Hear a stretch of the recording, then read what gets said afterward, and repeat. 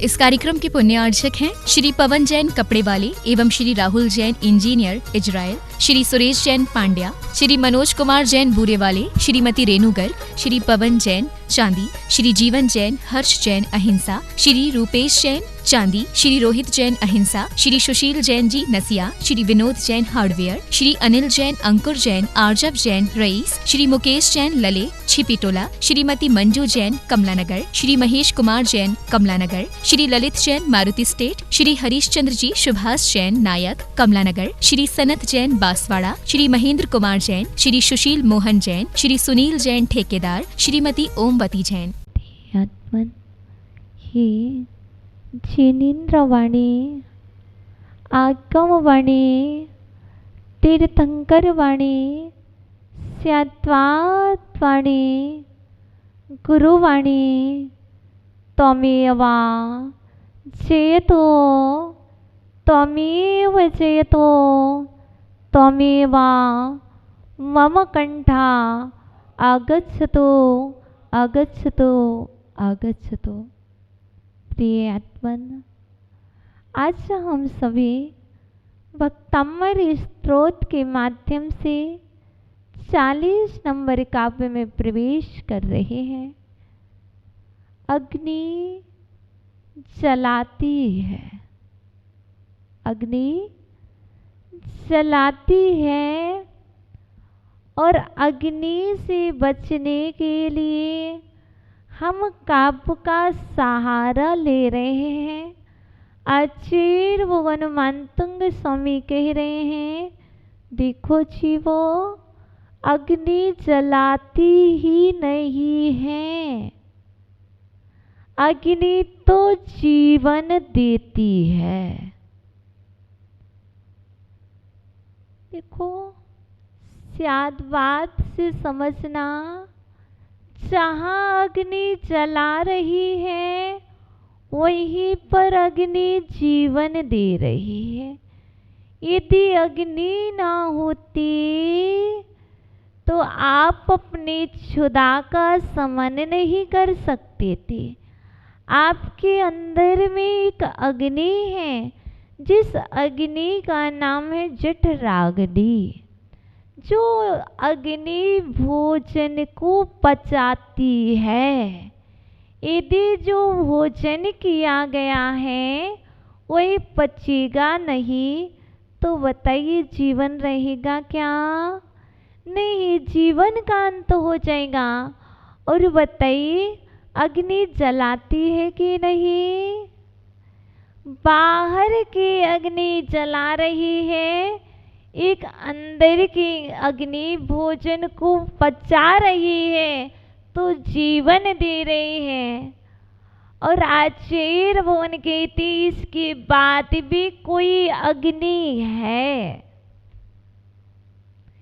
बिना ईंधन की अग्नि होती है क्या? नहीं होती। बिना ईंधन के धुआं होता है क्या? यदि अग्नि सूखी होगी तो धुआं नहीं होगा। यदि अग्नि गीली होगी तो कितना भी जलाना वह धुआं छोड़ेगी। जला रही है अग्नि, पर आचार्य भुवन कहते देखिए, ईंधन कितना भी गीला हो, ईंधन कितना भी सूखा हो, उसका तो कार्य ही है। यदि गीले में नहीं जलेगा तो सूखे में जलेगा, पर उसे तो जलना ही है। ईंधन से तात्पर्य क्या है? आपकी देह से है। यह देह एक ईंधन है, लेकिन यदि इसमें द्वेष का ईंधन लगा है, द्वेष का धुआं निकल रहा है, ये राग द्वेष का ईंधन लगा हुआ है तो ये हानिकारक है, ये धुआं छोड़ेगा। इसलिए इस ईंधन को सुखा दो। कौन सी ईंधन को? राग द्वेष रूपी ईंधन को सुखा दो तो आपके अंदर की ईर्ष्या की जलन, लोभ की जलन, तृष्णा की जलन, जो आपके अंदर में एक अग्नि जल रही है, उस जलन का शमन हो जाएगा। क्योंकि हमें तो अग्नि प्रकोप को शमन करना है। बन की अग्नि को यह काव्य शमन करने वाला है, दावानल की अग्नि को शांत करने वाला है। लेकिन अभी हम दावानल की ओर नहीं जाएंगे। एक दावानल हमारे अंदर में है, एक बड़वा नल हमारे अंदर में है, जिसमें बहुत सारी अग्नि जल रही है और वो इतनी ऊंचाई तक पहुंच रही है कि आकाश लाल लाल हो रहा है। वह आकाश कोई और नहीं, हमारी ये आंखें ही वह आकाश है। हमारे अंदर में ये वन है, हमारे अंदर जितना भी आकाश है, जितना भी स्पेस है, वह पूरा एक बड़वा नल है और इसके अंदर में अग्नि जल रही है। और जब वह अग्नि बहुत तीव्र होती है तो आकाश लाल लाल दिखाई देने लगता है। और जब धुआं निकलता है तो पोले में कालीमा छा जाती है और हम देख करके कहते देखो वहाँ पर अग्नि लगी है, धुआं दिख रहा है, धुआं दिख रहा है, इससे सिद्ध हो रहा वहाँ पर अग्नि है। इसी तरह से यदि हमारी आंखें लाल होने लग जाए तो समझ लेना कि मेरे अंदर में कहीं पर अग्नि लगी हुई है। और इस चेहरे पर कालीमा एकदम से छा जाए तो समझ लेना चाहिए कि अंदर में लगी हुई अग्नि, वह अग्नि लगी हुई थी, उसके कारण से यह बाहर में कालीमा छा रही है। और जिसके अंदर में ईर्ष्या की अग्नि नहीं लगी है, वह प्रज्वलित नहीं हो रही है, वह शांत हो गई है, उसका चेहरा तो एकदम से खिलेगा। देखो अंत समय चल रहा है, अंत समय चल रहा है। सिर्फ 8 ही काव्य बचे हैं। सोच रहे थे मेरे जीवन का अंत समय चल रहा। यहाँ पर काव्य का भी 40 नंबर चल रहा है, क्योंकि अब वक्तांबर स्त्रोत पूर्णता की ओर जा रहा है। ऐसी जैसे जैसे वक्तांबर स्त्रोत पूर्णता की ओर जाए, वैसे वैसे आप भी समझना कि आप भी अपने जीवन के अंत पहाड़ पर पहुंच रहे हैं। और जब अंत समय आता है नज़दीक, तब एक ही बात देखना, हम निर्णय कैसे करें, हम निर्णय कैसे करें कि हमारे अंदर में अग्नि है कि नहीं, हमारा मरण कैसा हुआ, शांतिमय हुआ है कि अशांत भावों से हुआ है। आज तो अशांति की अग्नि को हमें नष्ट करना है। आज हमें शांति की नीर से, शांति के जल से, वक्तांबर स्त्रोत के जल से हमारे अंदर में जल रही अग्नि के लिए हमें शांत करना है। इसके बाद हम चलेंगे बाहर की अग्नि को शांत करने के लिए। जहाँ पर लोग चिल्ला रहे हैं बचाओ बचाओ बचाओ, वहाँ पर हम बाद में जाएंगे, क्योंकि पहले हम अपने अंदर की अग्नि को शांत कर लें। जब तक अंदर की अग्नि शांत नहीं होगी, यदि दूसरे को छुओगे, यदि आपके अंदर ईर्ष्या की अग्नि है, यदि दूसरे का स्पर्श करोगे, तो आपका प्रभाव उसके ऊपर पड़ेगा और वह भी जलने लगेगा। देखिए वायर में वह शक्ति है, वह वायर में करंट प्रवाह कर रहा है। कोई भी यदि उसका स्पर्श करेगा, वायर में करंट लगा है, वह तो चिपकेगा, लेकिन दूसरा व्यक्ति भी यदि उसे टच करेगा तो उसको भी करंट लगेगा। यदि तीसरा उसे बचाने आएगा तो उसे भी लगेगा।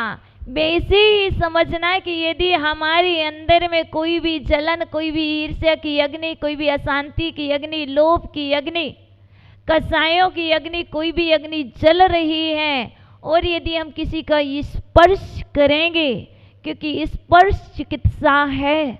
अभी तक तो मात्र आपने माला को यूं लेके नमो ओरियंताणम, नमो ओरियंताणम, नमो ओरियंताणम के 1.25 लाख मंत्र किए हैं। अब लग जाओ करने के लिए, लग जाइए करने के लिए। आप स्वयं हीलिंग दे सकते हैं, आपको बिल्कुल भी परेशान होने की आवश्यकता नहीं है, कहीं जाने की आवश्यकता नहीं है, क्योंकि श्रद्धान आपके अंदर है। और जब श्रद्धान है तो कार्य अवश्य होगा। और ये बात हम पुनः भी कह रहे हैं, पहले भी कही थी, पढ़ना नहीं आ रहा है, पढ़ना नहीं आ रहा। माता जी मुझे तो इसका मंत्र भी पढ़ना नहीं आ रहा, नहीं आ रहा ना, चिंता मत करो, पढ़ोगे ना, एक एक अक्षर पढ़ोगे, आता ही है, गा आता ही है, ना आता ही है। जैसे आप पृथक पृथक भी पढ़ोगे, पर एक बार गलत होगा, 2 बार गलत होगा, 3 बार होगा, चौथी बार में, और 108 बार पढ़ोगे तो एक बार तो सही आएगा ही आएगा। इसलिए बिल्कुल डरने की आवश्यकता नहीं है, कोई भी बार यह दुष्प्रभाव नहीं छोड़ेगा आपके जीवन पर, आपके अंदर की अग्नि को शांति ही करेगा, इसका काम है।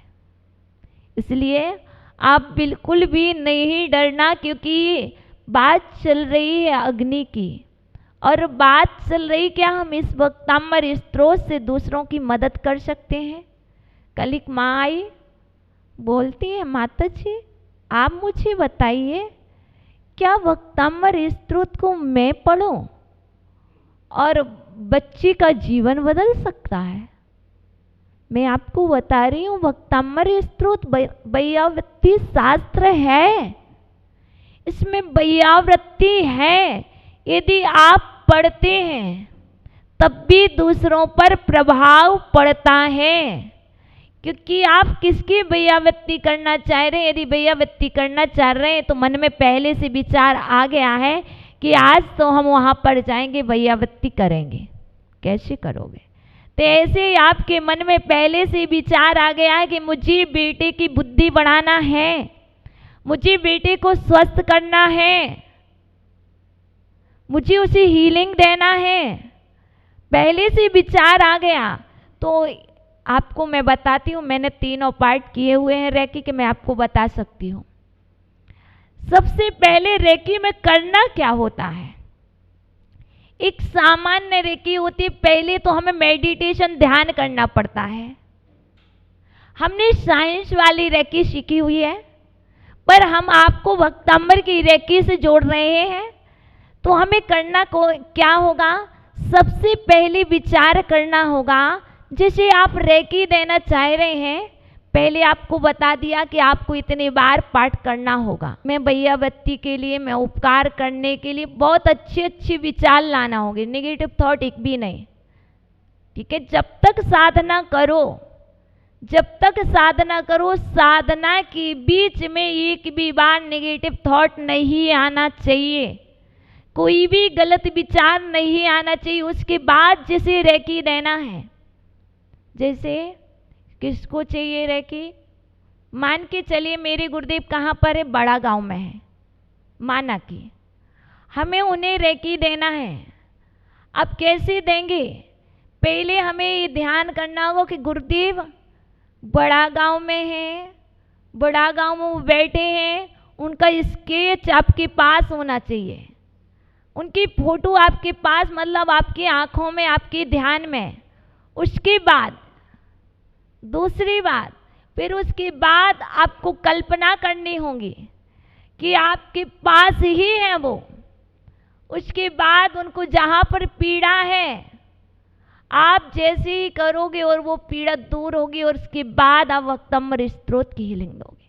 आप जो काव्य, जो मंत्र से करना चाह रहे हैं वो पढ़ना होगा, और आपको विचार करना वो रोग निकल रहा है, निकल रहा है, निकल रहा है, और वह शरीर रोग खिंच जाते हैं। ये सिर्फ बहुत इजी है, बिल्कुल भी कठिन नहीं है, पर हमें कैसे ध्यान करना हो, कैसे जागृत करना होगा। माना कि 40 नंबर काव्य से आप हीलिंग सीखना चाहते हैं, देखो वक्तांबर स्त्रोत में 48 काव्य हैं, एक नहीं, 2 नहीं है, 48 काव्य हैं, और 48 काव्य ही बहुत स्ट्रांग हैं। 48 काव्य के प्रत्येक अक्षर में वही शक्ति है, संपूर्ण अग्नि को नष्ट कर देगा, संपूर्ण विभावों का नष्ट कर सकता है और संपूर्ण रोगों का क्षय कर सकता है।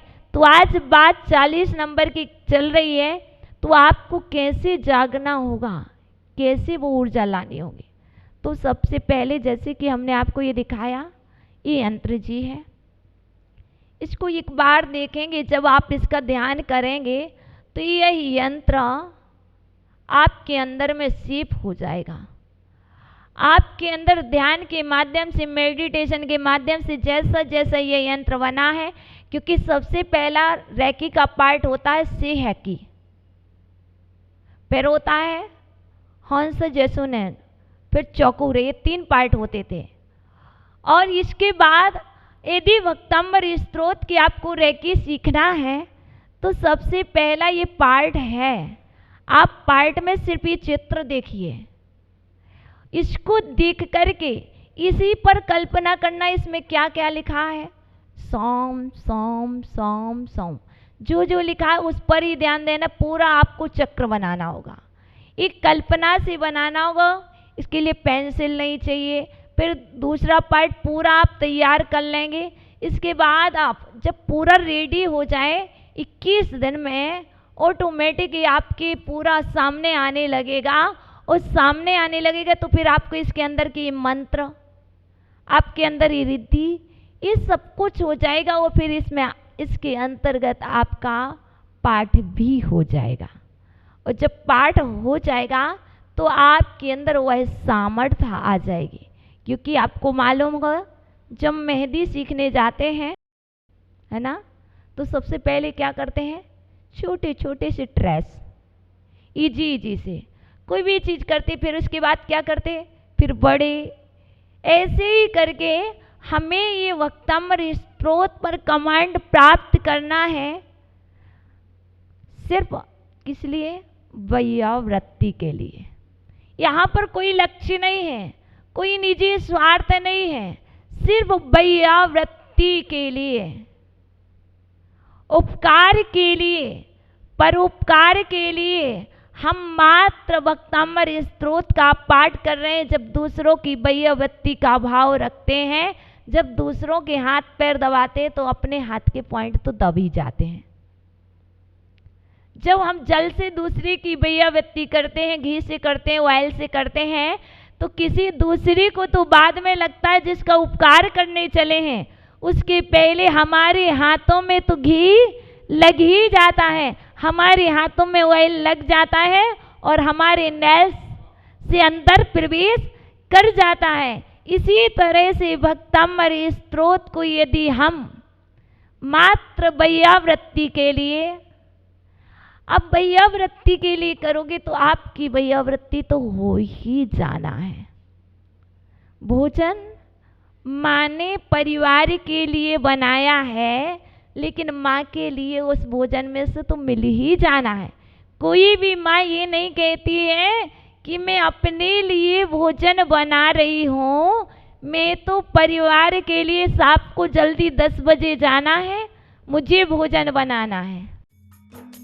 इस कार्यक्रम के पुण्यार्चक थे श्री पवन जैन कपड़े वाले एवं श्री राहुल जैन इंजीनियर इजराइल, श्री सुरेश जैन पांड्या, श्री मनोज कुमार जैन बूरे वाले, श्रीमती रेणु गर्ग, श्री पवन जैन चांदी, श्री जीवन जैन, हर्ष जैन अहिंसा, श्री रूपेश जैन चांदी, श्री रोहित जैन अहिंसा, श्री सुशील जैन जी नसिया, श्री विनोद जैन हार्डवेयर, श्री अनिल जैन, अंकुर जैन, आरजब जैन रईस, श्री मुकेश जैन लले छिपीटोला, श्रीमती मंजू जैन कमलानगर, श्री महेश कुमार जैन कमलानगर, श्री ललित जैन मारुति स्टेट, श्री हरीश चंद्र जी सुभाष जैन नायक कमलानगर, श्री सनत जैन बांसवाड़ा, श्री महेंद्र कुमार जैन, श्री सुशील मोहन जैन, श्री सुनील जैन ठेकेदार, श्रीमती ओमवती जैन।